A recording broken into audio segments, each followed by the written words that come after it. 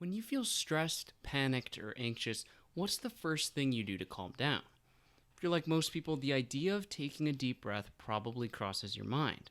But what if I were to tell you that taking a deep breath could actually make stress, anxiety, and panic attacks worse? I know this sounds crazy, especially coming from me, a guy who spent the better part of a year making an app called One Deep Breath. But it's true. Breathing more isn't the answer in times of stress or anxiety. Instead, we need to focus on breathing better. To understand why this is, we need to look at the connection between stress, anxiety, and our breath. Have you ever noticed what happens to your breathing when you become stressed out? It becomes rapid, heavy, and takes place mainly in the chest. The interesting thing is, as soon as we notice how fast we're breathing, we instantly get the sensation that we're not breathing enough. It can feel like you're choking or gasping for air, and that you could really use more air just to calm down. While this seems sensical, it's actually the opposite of what we want. Believe it or not, more oxygen is what got us into trouble in the first place. What we really need when we're stressed out or anxious is more carbon dioxide. This probably goes exactly against what you were led to believe. Most of us like to think of breathing in simple black and white terms. Oxygen in, carbon dioxide out, oxygen is fuel, carbon dioxide is waste, oxygen good, carbon dioxide bad. But it's not that simple. To understand this point, we need to differentiate between two types of oxygen. The oxygen we actually inhale and the oxygen that we can really use and absorb in the bloodstream. When you inhale air, it travels to the lungs and the oxygen gets transported by red blood cells all around the body. It delivers it to cells that need it for energy. Some cells, the particularly active ones, maybe like your hips while you're running or squatting, your arms while doing bicep curls, get more oxygen than others. But how exactly does your body know which cells need more oxygen and which ones don't? Well, it comes down to how acidic the blood is, or the pH level.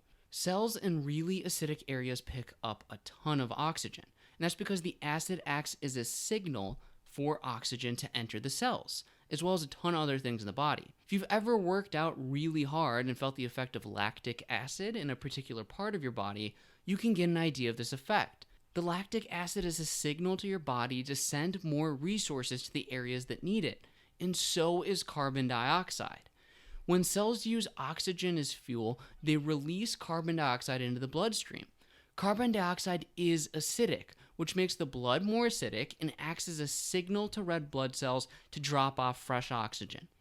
Carbon dioxide is basically saying, hey, over here we could use some more oxygen.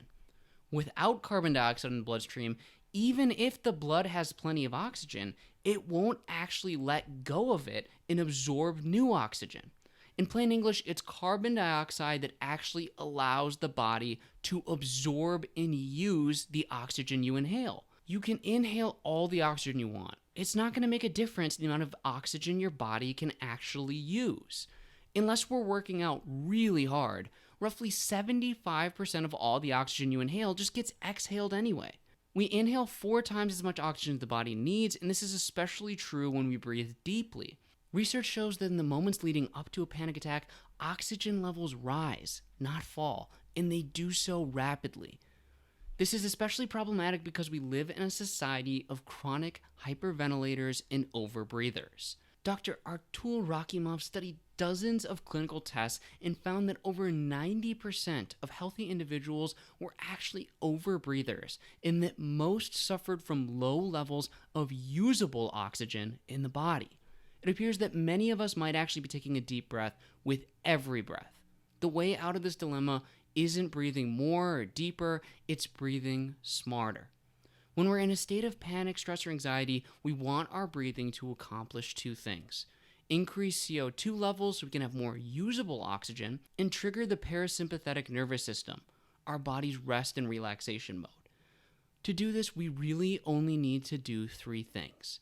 First, slow the breath down. Slowing down the breath allows carbon dioxide levels to rise so you can eliminate feelings of panic or stress. Focus on slowing down the inhale and the exhale to a count of at least 5.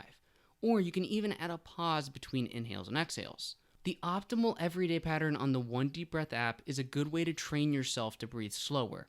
We designed it specifically for this purpose. Remember though, the key is not to take deep breaths, but slow breaths.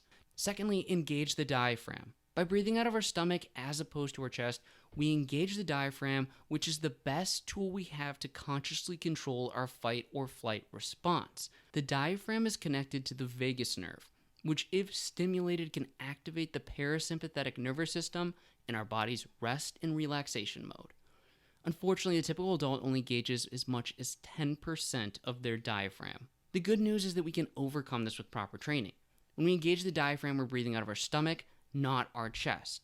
Your stomach should expand on the inhales and contract on the exhales. The easiest way to tell if you're breathing correctly is by checking if your chest and shoulders rise or puff up while you're breathing. If they do, then you're not engaging the diaphragm. Your shoulder and chest should stay level the entire breath, while your stomach expands and contracts or rises and falls. It takes practice, but diaphragmatic breathing has been shown to help with stress, anxiety, depression, and emotional exhaustion. Finally, exhale completely. Have you ever noticed how good the exhales feel during a deep breath? That's because the exhale itself is a parasympathetic or rest and relaxation response. If you already take long, drawn-out exhales, that's great. But if not, try to make them a second or two longer than the inhales.